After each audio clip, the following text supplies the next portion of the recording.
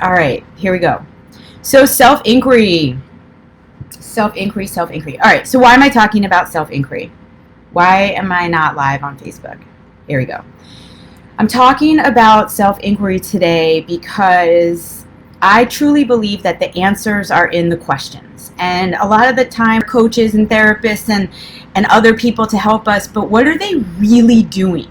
They're really just mastering the art of asking a question.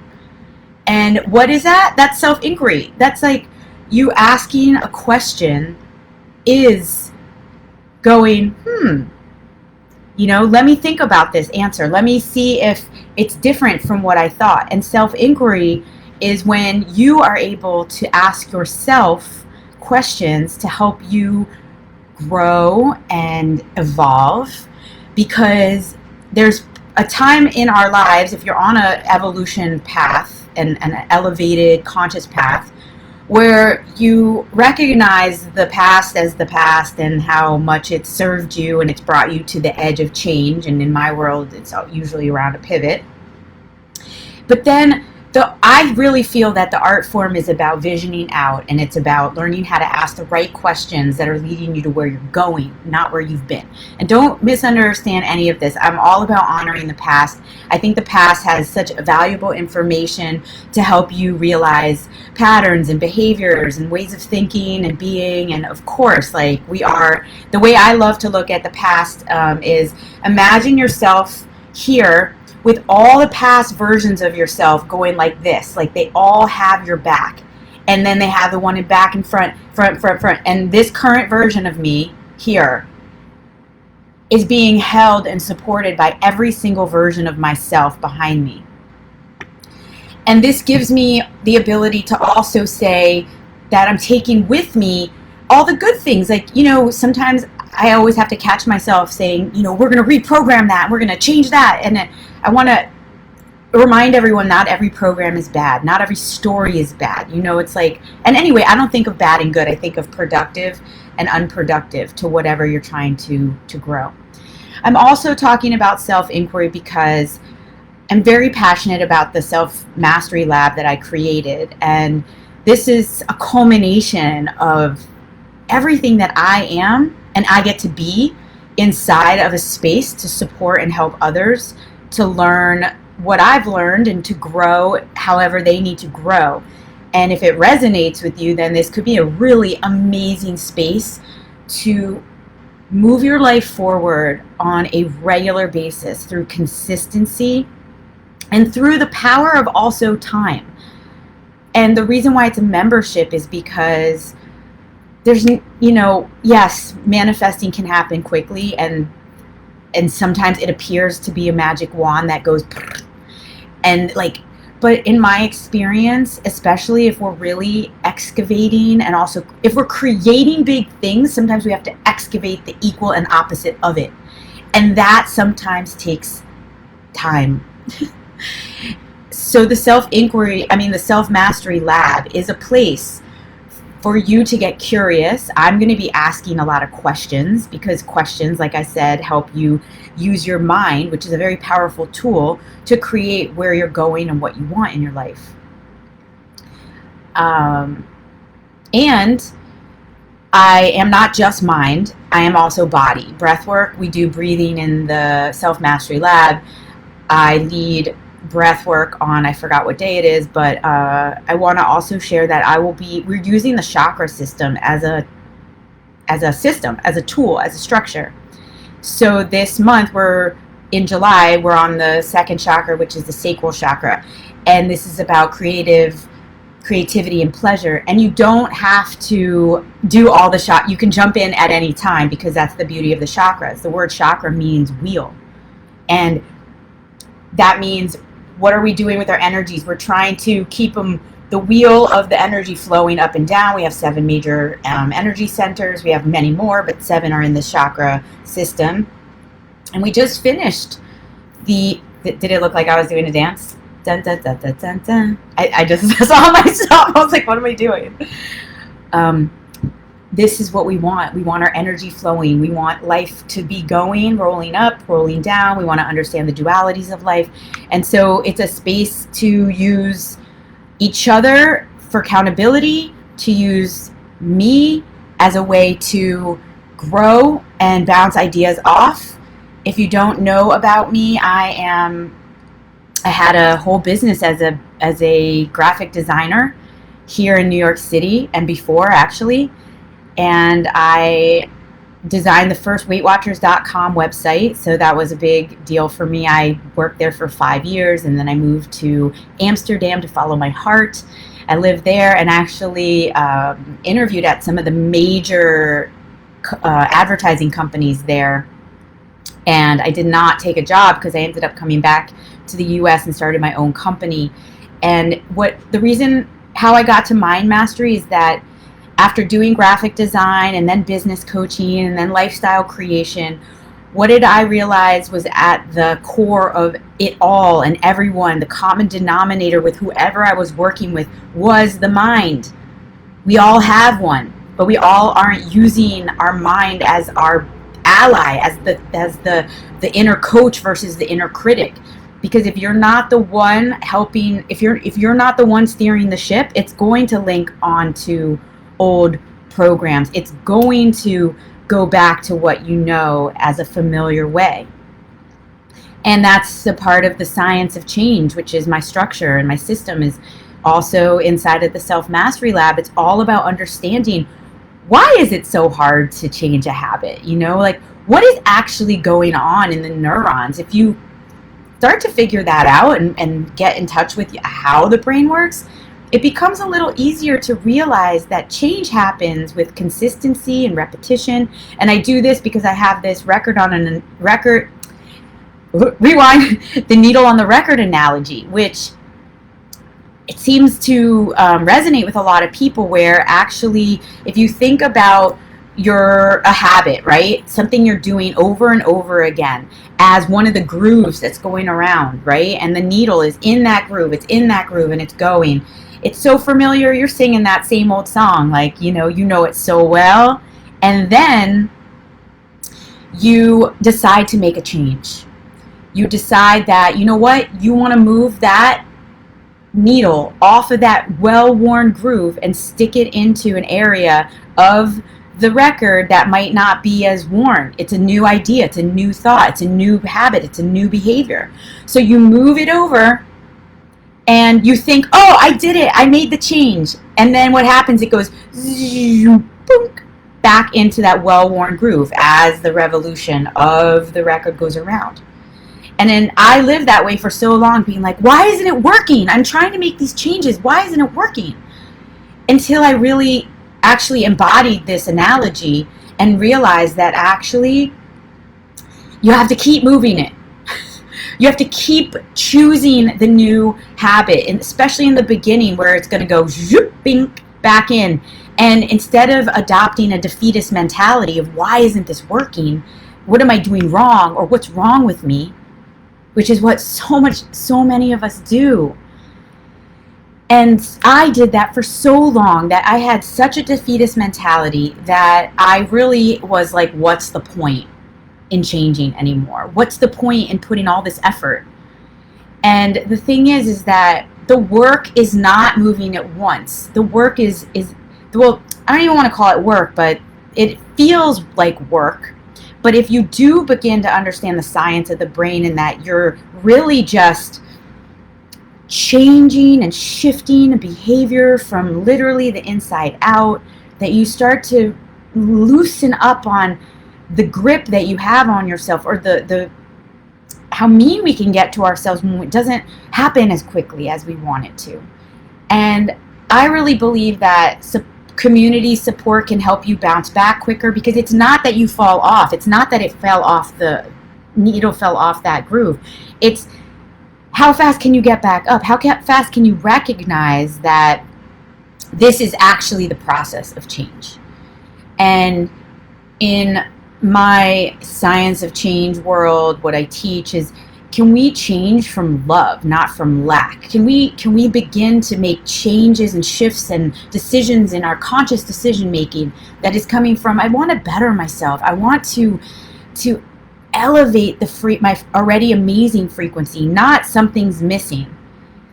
And I speak from my story of my own something's missing. I lack mentality for so long until it wasn't, until I started to change from love. We teach what we've learned, we teach what we need to learn. And so all of this work I do to remind myself to change from love is because I came from that lack, thinking that something was wrong. And now, yeah, here we go. Let's change from love, not from lack. Speaking of change, so Self-Inquiry, Self-Mastery Lab, it's a monthly membership. It's $49 a month, or you can do the upgrade version, which is $149, and you get a call with me every month, which, I mean, come on, that's an amazing deal to have a coaching call inside of this really robust 2 group calls a month, plus the meditation. And if you've been following me on the sensory experience, I have been bringing in a guest every week, but we're going to be doing that now in the lab. Every single month we have a guest workshop to help elevate and, sprinkle some different flavor in there. I know what I know, and a lot of people have. I mean, I wouldn't have been here without many, many, many, many other styles and modalities. So, let's share the love and all of us elevate together. So I'm going to share this book, okay? This is the Change Your Life in 30 Days by Rhonda Britton.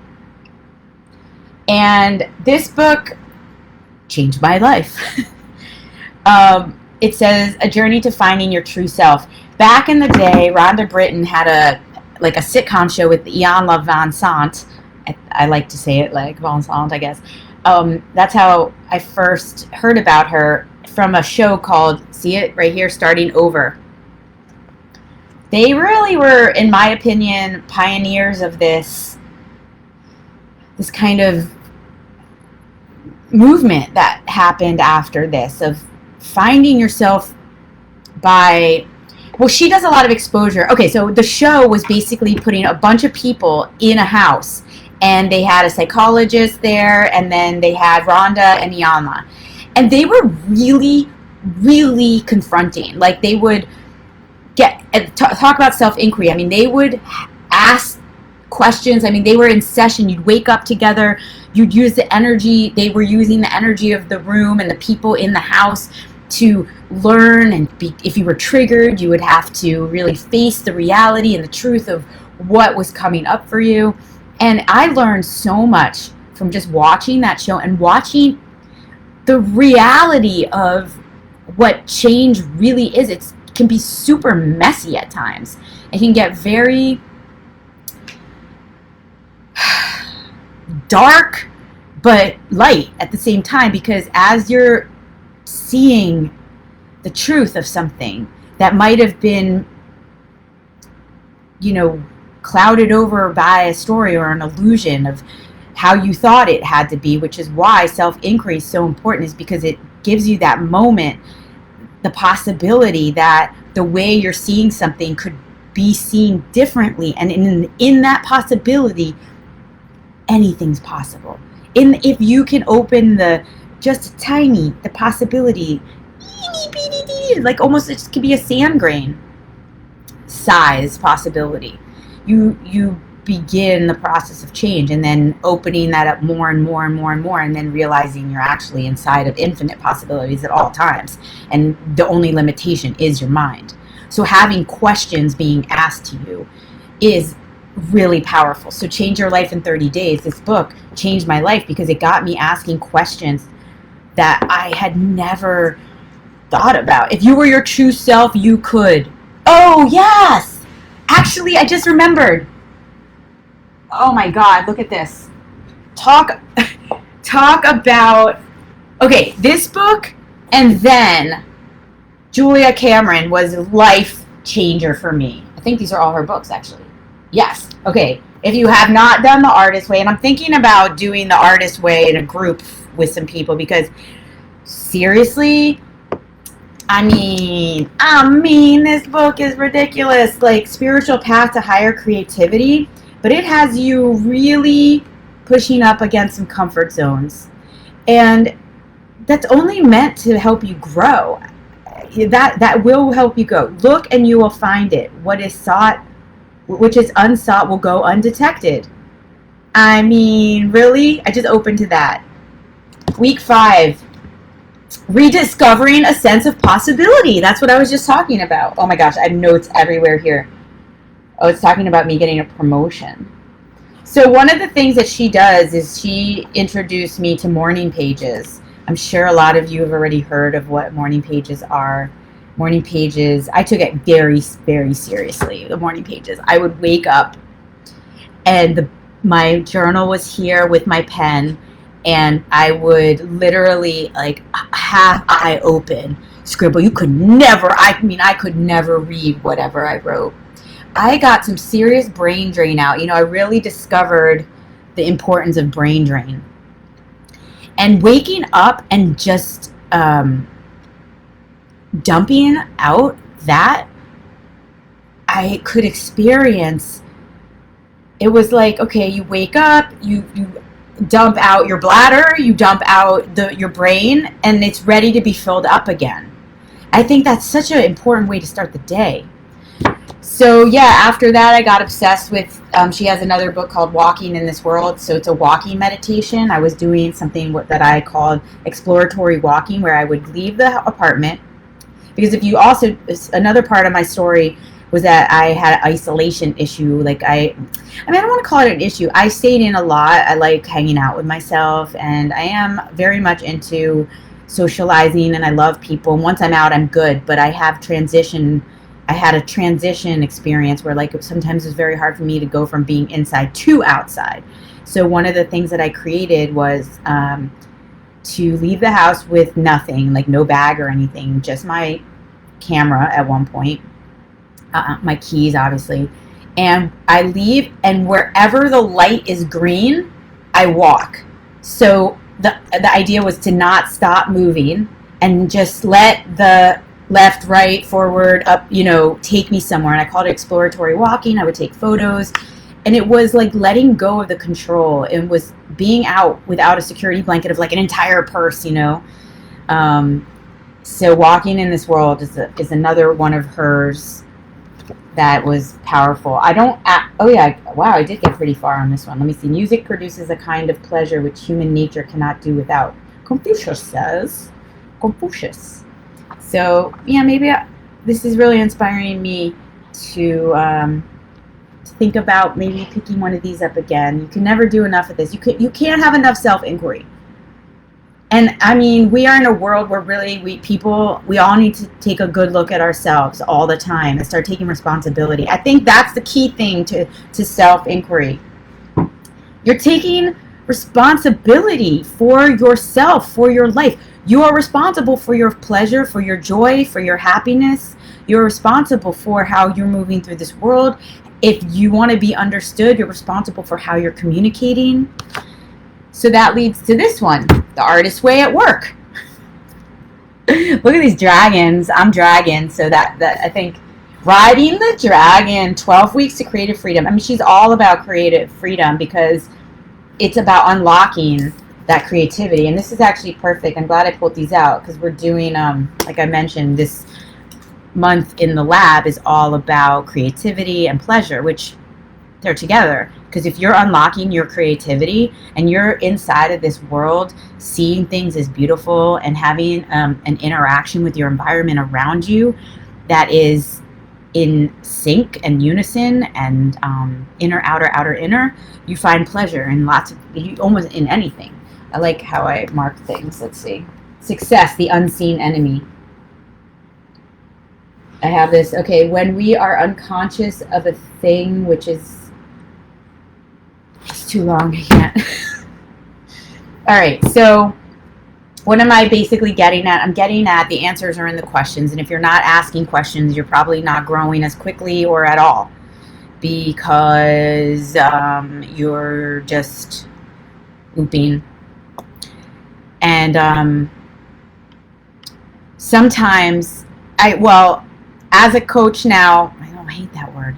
As someone who works with many people on a regular basis, I feel I've learned that there is a bit of an art to asking questions as well.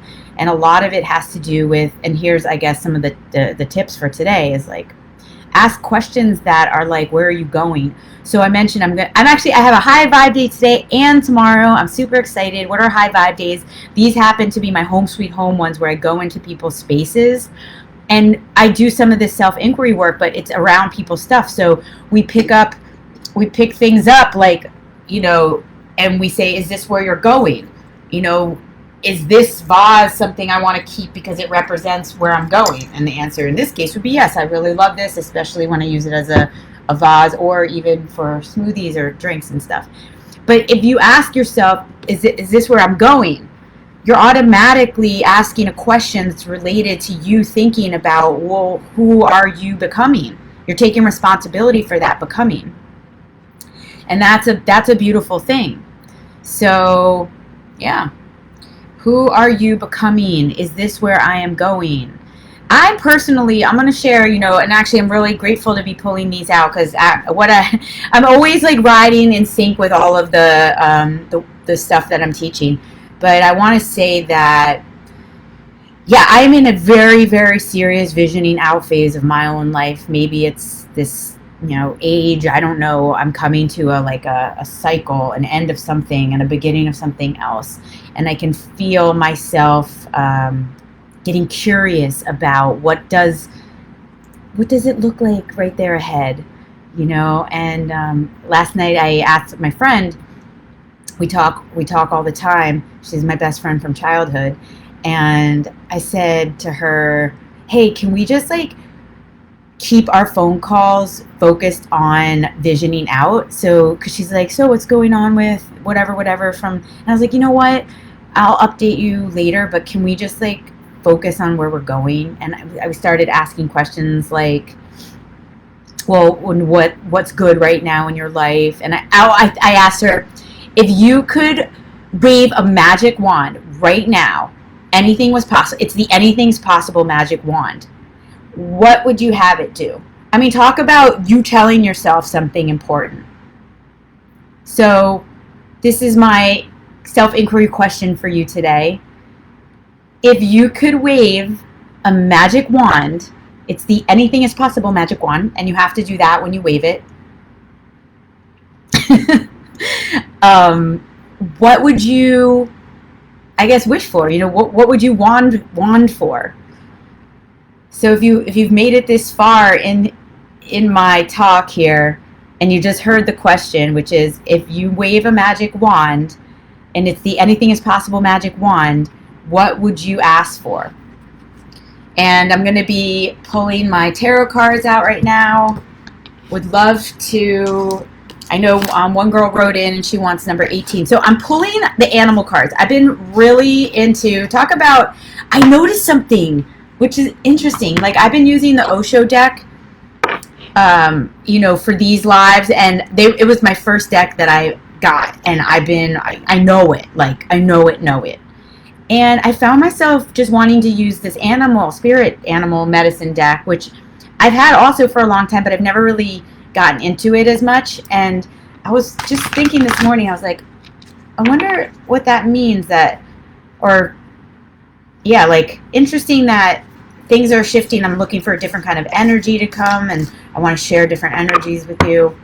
By the way, we bring the meaning to everything. So in this self-inquiry, as you're moving through your day, self-inquiry is also about what you're bringing meaning to, how you make things work for you in your life. Are you looking for things that are wrong, or are you looking for things that are right? Hey, Yoli, I'm about to do a reading with the animal cards. What's up, everybody? So, yeah, and I'm doing self-inquiry today because of the Self-Mastery Lab. I'm just going and waving at everyone. I missed all the waving. What's up? Okay. So, yeah, Yoli, I hope you could come to do the Self-Mastery Lab. Yay. 5. Okay, I got you. All right, so these are the animal medicine cards, and we've just been talking a lot about getting curious, asking questions. The answers are in the questions. So I would heal some people that are having healthy issues. Oh, that's so, Adrian, you've got a big heart. But what about for yourself? I guess that is for yourself because that will make you feel good. That's nice. Okay, here we go. 5 and 9. Yoli, Adrian, glad you're here, both of you. So I decided to do this different today. So each of these cards, actually, all of them have a number on them already. So instead of going like my usual counting, I'm going to go and look up number 5, and then I'll tell you. Although I guess that's going to be harder. Oh, I can't do it that way. Because then I got to find the card. All right, forget it. Forget it. I'm doing it the other way. Ready? 1, 2, 3, 4, 5. Okay, that would have been crazy if it was 5. 9, 1, 2, 3, 4, 5, 6, 7, 8, 9. And then Liz in the self-mastery lab wanted 18. 1, 2, 3, 4, 5, 6, 7, 8, 9, 10, 11, 12, 13, 14, 15, 16, 17, 18. Okay. Wow. Yoli, and if you're just joining me here, just drop a number and I'll pick a card for you. Yoli, this is the otter, number 8 here, number 5 in your world. Okay, the otter. He looks like he's asking a few questions right now. Which way? Otters are pretty cool. I like to watch them. Wow, what great builders they are. Right? Let's see what the otter's about. The otter, wow, woman medicine. Otter, so playful, coquettes by the stream, the medicine of woman, the realized dream. What? That's so cool. The medicine, woman medicine. It says woman medicine. The otter. Water. That's also our theme for the lab is water. The medicine held by otter is a set of lessons in female energy. Interesting. This applies to both men and women, and all of us have female sides. The otter's hide is very often used to make medicine bags for powerful women because it represents balanced female energy. This is fascinating. Woman energy without games or control is a beautiful experience. If you have drawn the symbol, otter may be telling you to become the playful child and to simply allow things to unfold in your life. Yay! That's amazing. There's a lot more. You can, let me see. Become otter and move gently into the river of life. I knew it was going to be about flowing. Flow with the waters of the universe. This is the way of the balanced female receptive energy. I feel this for myself right now. I've been by the beach every weekend. Gotta get me that tan back, Mexico tan. Also, I feel so great by the water. I feel like a woman. I can really jive with the flow. But the way the waves have been coming in down where I've been in Rockaway feels masculine because it's like it comes in pretty. I don't know. I don't want to add a word to that, but if there's a masculine and feminine flow to it. Okay, so honor it and discover the power of the woman inside. Wow. What do you think, Yoli? Tell me. Okay, so Adrian. Hey, Rita. Let me know if you want a card. I'm pulling these animal medicine cards today. Adrian. Jaguar. Woo, wow. Look at that card. And Rita, we're talking about self-inquiry and the importance of asking questions and getting curious about life because I'm talking about my self-mastery lab and wow, this is towards the end of the book, Adrian. 51. All right, here we go. The Jaguar. What's up? Pulling cards. Sacred Jaguar, teach me to wear my power lightly, to walk with impeccability, to approach life with compassion, and to live up to the integrity of my human potential. Wow, that was like kind of what you were just talking about, your human potential, and then you literally were like, I want to help everybody who might be sick. So this card is about integrity, and it says integrity / impeccability. I think that that's pretty beautiful. What an amazing card. I mean, and look at the wide eyes on that. I actually, this could have been any. That photo looks like a jaguar that is very alert, but also there's like almost like a curiosity to what he's looking at, a wonder, and but also a little bit of hesitance or something. Like, I'm not sure. Let's see what it says. Since the death of Sky God. Okay, wait, I'm kind of scanning the distortion of Jaguar teaching. There's a lot, and I want to just find. Jaguar medicine is integrity and impeccability. Its mission is to devour the unclean aspects of human behavior. I can't believe that. Jaguar teaches us the penalties of inappropriate behavior and offers the rewards of good medicine to those who stand in their personal integrity and walk through life in an impeccable manner. I'm big on integrity. Like, I'm big on integrity. Curiosity killed the cat. That's funny. Yeah, but the cat had 9 lives, so it just kind of came back. Yeah, Rita, give me a number and I'll pull a card for you. So, wow, integrity. What is that saying? That thing about integrity is that it's about doing the right thing even when no one's looking. Or it's actually for me, it's like, what are you doing when no one else is looking? When you're not going to get the praise for it? When no one's going to give you that good job, that good job, you. I am like, yeah, integrity is huge in my world. Like, down to, if you say you're going to be there, timing. Time is one of the most simplest little ways that we can, how we show our respect for ourselves and others. Are you someone who's on time? Do you respect other people's time? Okay. I feel like we moved through that one. We're done there. Intriguing. I like. Yes. Okay, great. I'm glad you like it. Liz, you got 18, which is the spider. And that is fascinating. The spider.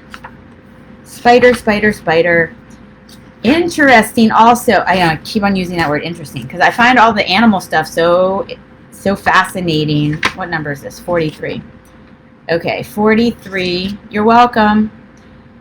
So when it comes to self-inquiry, and we're going to look at the spider, immediately there's this interaction between the spider and the web. The web. What web are you are creating your web. You're living inside of it. You're weaving it. In fact, the name of this one is weaving.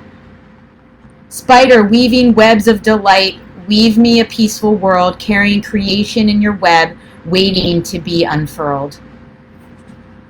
The web of fate also represents a wheel of life. Interesting. Lots of words in common with wheel of life, which does not include any alternatives or solutions.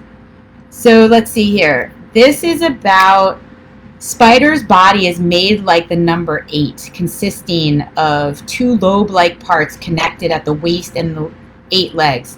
Spider is a symbol for the infinite possibilities of creation. I mean, what? Talk about self-inquiry. That's what I'm saying, is like the more you're in self-inquiry and the more you start to challenge your own way of thinking. You can give me any number, Happy Tonic 3. The more you're in self-inquiry, the more you will realize that the question is going to open up the possibility, the infinite possibility of what you can create. So that's amazing. Her 8 legs represent the 4 winds of change and the 4 directions of the medicine wheel. I'm a big sucker for anything symbolic. And I do think that the more you can understand, nature is my guru, the elements, and use nature and our energy centers and science to guide you, the more you can see how much your emotions and feelings can be link to an old story instead of an opening, a truth that could be possible. So let's see. Spider brings a message of a different kind when she sees you becoming a bit too involved in the weaving of your life plans to notice opportunity at the outskirts of your web. That's another thing. This is what I was saying, is like I got stuck on my web, and I had it that line we just read is about don't get too involved also with just yourself. Look outside your web. And actually, if you think about, the web is always like whoosh, like linked to many different things, and you can actually go up and out and then create another web. And I guess that's what we call communities in our world. Okay. So if you're still here, Rita, you wanted number 6. 1, 2, 3, 4, 5, 6. Awesome. Crow. Number 24. Crow. So, and look at it. There's this reflection. That's self-inquiry is about also reflecting, being neutral. Neutrality is something that I learned a few years ago when I actually did my Who Am I course with Natalie, and we had an acronym for balance, and the N stood for neutrality. And I had to sit with that for a while and understand the importance of being neutral. And that's really also something you can cultivate in meditation, is neutrality, because you're literally watching the thoughts. So if you're in, you can also watch. Hey, Nancy. Okay, Rita, yeah, this is you. Watching your thoughts can also be such a helpful training for if you're in an environment that you feel something come up in you because you're activated. You, instead of responding, because you've trained yourself now in meditation to watch it, you can become neutral and have a moment to ask yourself things like, what are my options in this moment? You can, which is more self-inquiry. You can say, I am recognizing that I am triggered. This probably has nothing to do with the other person. Let me take a deep breath. Okay, crow is about the law. It says crow is law. Crow, are you cawing so I may know the secrets of balance within my soul? Or are you sending your sacred caw just to remind me of universal laws? Caw, caw. So the crow. I think the crow got a bad name after that movie. They do have like a mysterious, like the way they're black and it's a dark color. This reflection is curious to me. The fact that they chose to put a reflection there. There is a medicine story that tells of Crow's fascination with her own shadow. It's a shadow. It's not a reflection, it's a shadow. That's great. She kept looking at it, scratching it, pecking at it, until her shadow woke up and became alive. Whoa. Then Crow's shadow ate her? Crow is dead? Crow now? See, I'm telling you, Crow has some weird energy to it. Somehow it gets...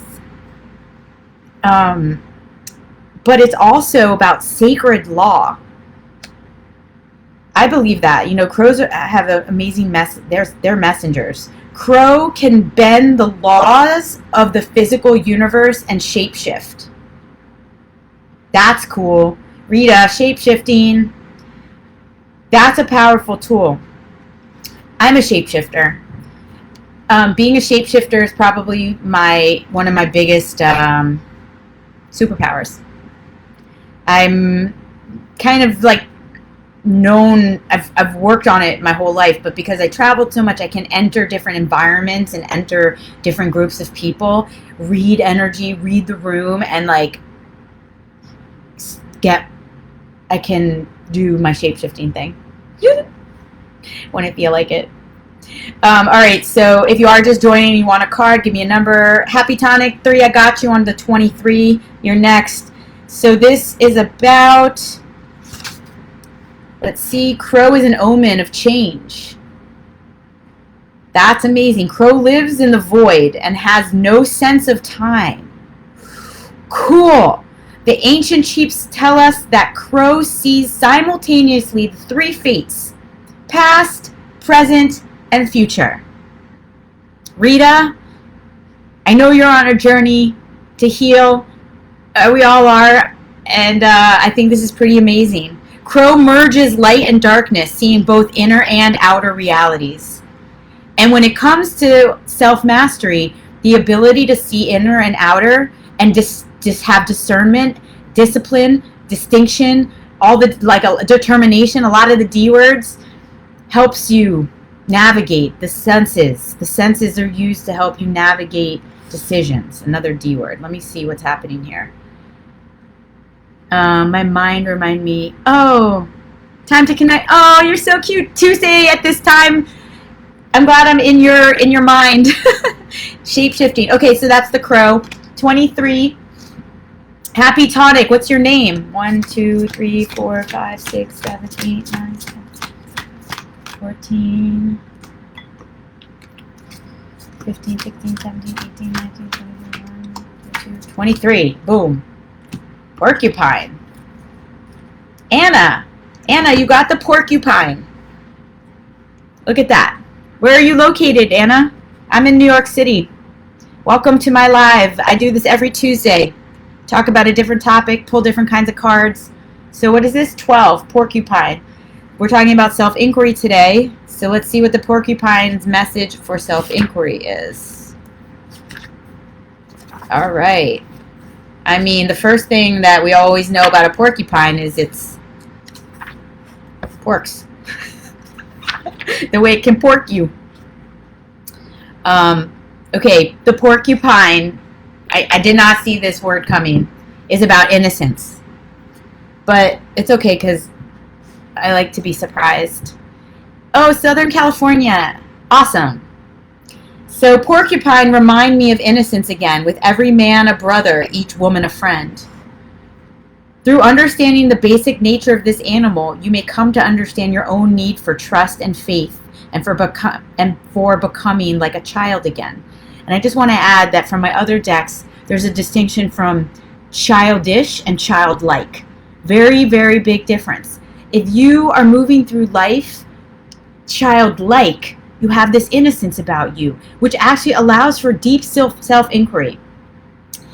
The innocence is that you can pick up anything like a child would and just get so curious about it. Like, oh my God, it's pink. Oh my God, it looks like Africa.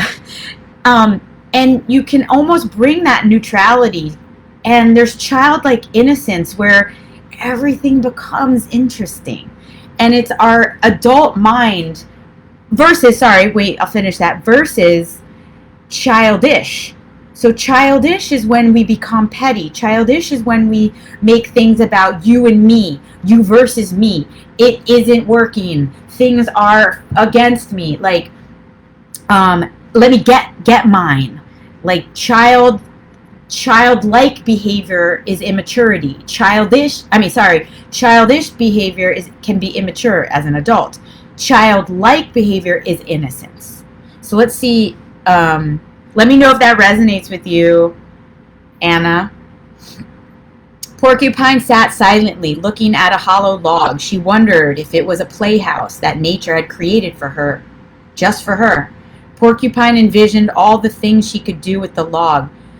She could climb on top of it, make the log roll from the inside. She could go inside and see if there were any juicy worms for her. She could also scratch her back.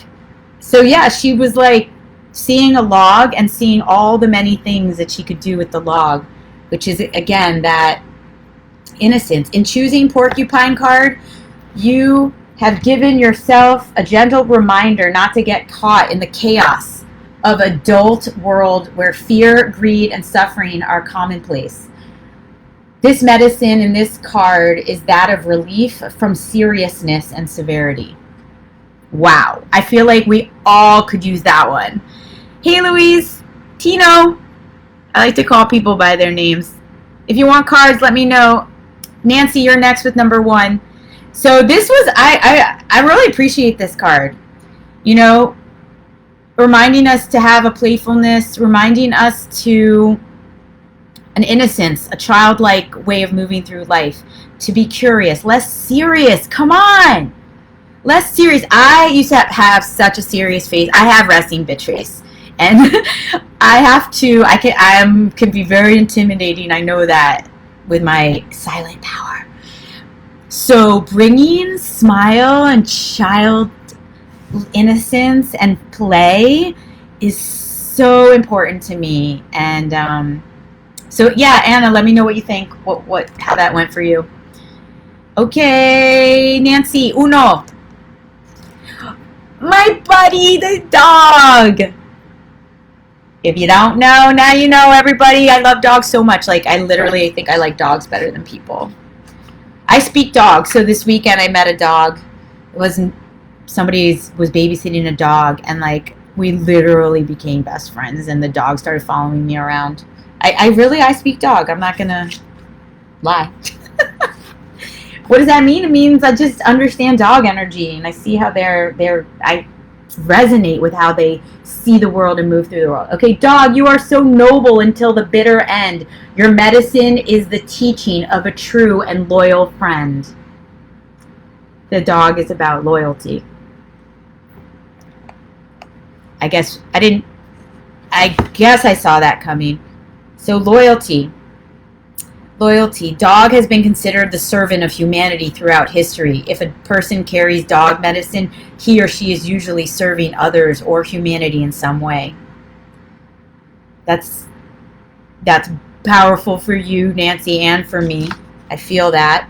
Dog medicine asks you to look at how readily your sense of loyalty is countermanded by your need for approval.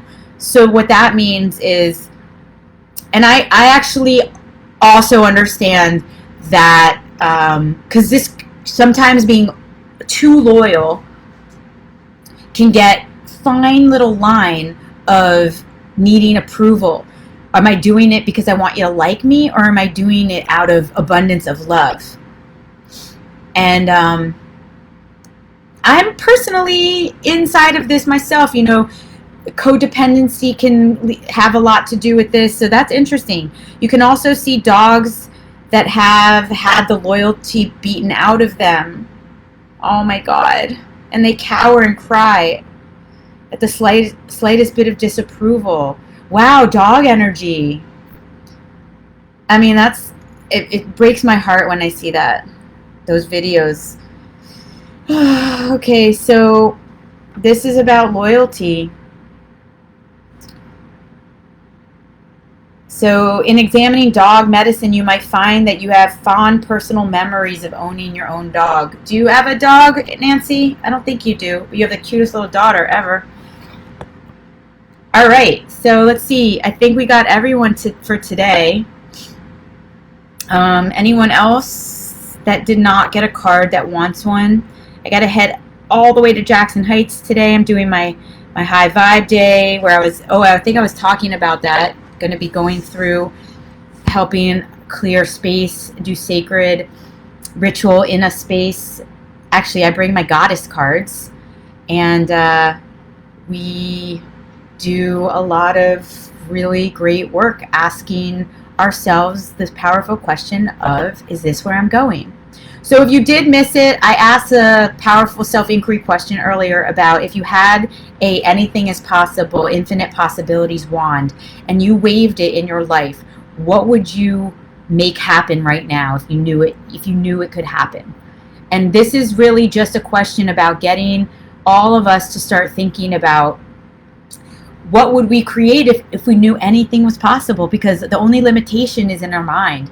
You are here with me inside of the matrix, or the whatever version of universal infinite possibilities, source energy, God energy, universe energy. We are all here in the same field. Anything really is possible. And the only thing keeping you from having it is your mind.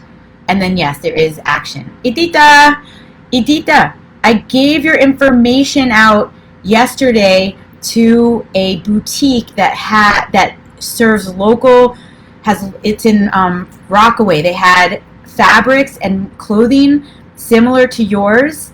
And I said, oh, do you need new artists? And they said, yeah, they're always looking. And I gave your information out. So in case you get a message from someone, it's because I gave it to them. Nice to see you here. Edita, do you want an animal card? Give me a number.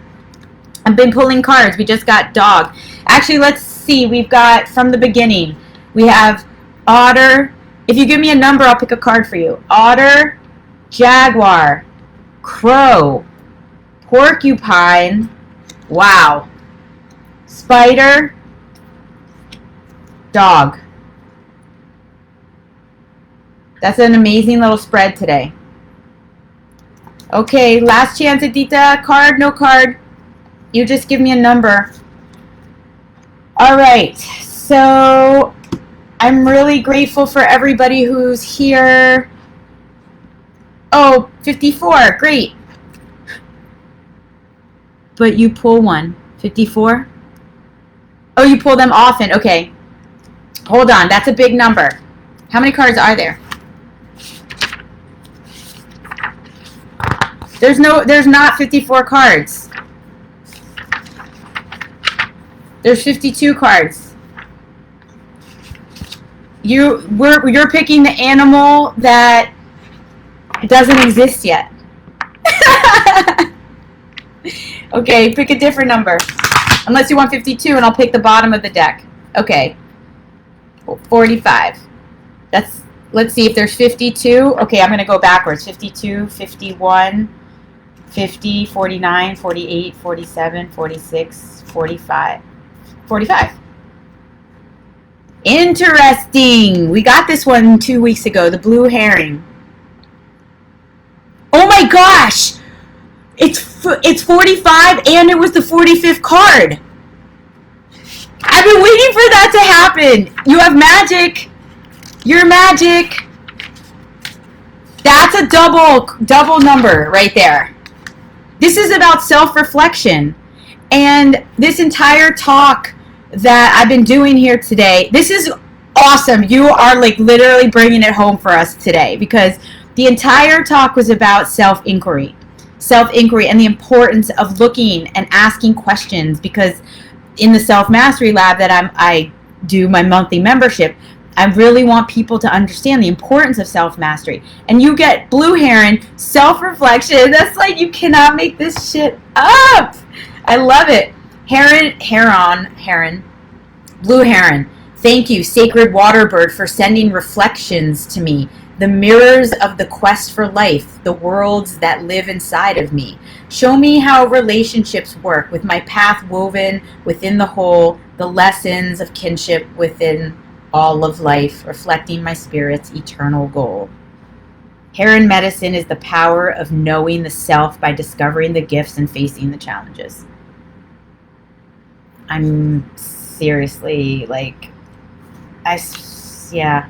Sometimes, like, when it just locks in like that, like the alignment of what I'm talking about, numbers, all of you, this very beautiful, okay, you could read it, like the synergy that happens. Sometimes I teach this stuff and I'm still kind of like skeptical at times, where I'm just like, I am a believer and then I'm also not. And then you get these clues and these messages of how stuff really does lock in, and how this unique mix of people and energies and come, I mean, just like, yeah.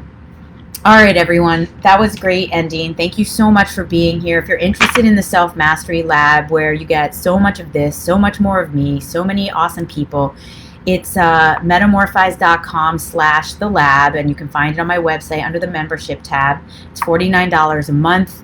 There's only that 1 month commitment, and then you can cancel at any time.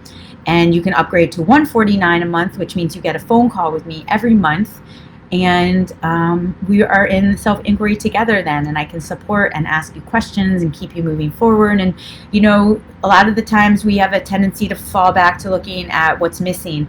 And I'm going to help keep you looking at where you're going and what you have already. And that's a powerful manifesting technique for just creating more. So I'm headed out for my high vibe day. If you're interested in a high vibe day, you can just get in touch. I do different kinds. This one, like I mentioned, is a home sweet home one, so I'm going into her space, and we're going to rearrange and maybe purge a little, reflect, self-reflect.